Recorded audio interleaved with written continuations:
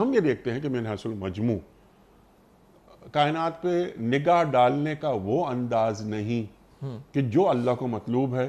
اس دنیا کو، اس کائنات کو ایک گھوڑا، گدھا، کوئی اور جانور منہ اٹھا کے دیکھ لیتا ہے، ایک ہم بھی دیکھتے ہیں.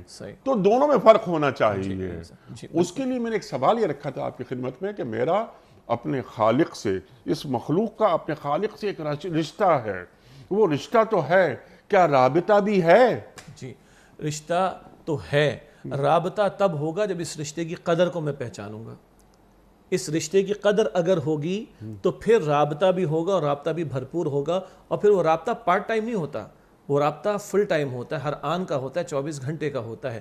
آپ نے بجا فرمایا کہ ایک جانور دیکھتا ہے اس زمین کو، آسمان کو، اگر اٹھا بھی لے چہرہ اپنا اوپر، اور ایک انسان کا غور کرنا، وہ اشرف المخلوقات ہے، وہ نرا جانور ہے، انعام اس کو قرار دیا گیا. دونوں کے غور و فکر کرنے میں فرق ہوگا. ایک ہاں، قرآن حکیم یہ بھی بتاتا ہے کہ کبھی جانور، انسان بھی جانوروں کی سطح پر آ جاتے ہیں. لہم قلوب لا یفقہون بہا ولہم آذان لا یسمعون بہا ولہم اعین لا یبصرون بہا اولئک کالانعام بل ہم اضل اولئک ہم الغافلون. اس سورہ اعراف ہے، آیت 179.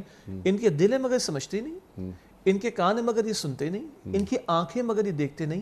اولئک کالانعام، یہ جانوروں کی طرح ہیں. بل ہم اضل، بلکہ ان سے گئے گزرے. کیوں؟ اولئک ہم الغافلون، یہ غفلت میں پڑے. ارے تمہیں اللہ نے اشرف المخلوقات بنایا. خلقت بیدی، اللہ فرماتا ہے اپنے ہاتھوں سے بنایا، اپنے دونوں ہاتھوں سے بنایا. وَنَفَخْتُ فِيهِ مِن روحی، اپنی روح میں سے کچھ پھونکا، اور فسجدوا، سارے کے سارے فرشتوں کو سجدہ کرا دیا ہے.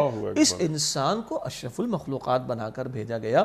کان اس کے پاس بھی ہے، کان جانور کے پاس بھی، آنکھ اس کے پاس بھی، آنکھیں جانور کے پاس بھی، دل جانور کا بھی دھڑکتا ہے، دل انسان کا بھی دھڑکتا ہے، مگر وہ جانور ہے تو انسان ہے اور اشرف المخلوقات ہے.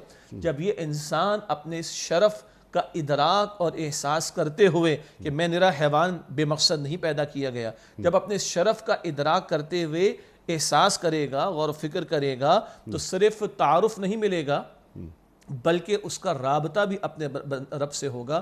اور اسی رابطے کو یہ سورہ فاتحہ ڈیفائن کر رہی ہے. اقرار پہلے ہے الحمدللہ رب العالمین، اور اب اظہار ہوتا ہے ایاک نعبد، اللہ ہم تیری ہی عبادت کرتے ہیں.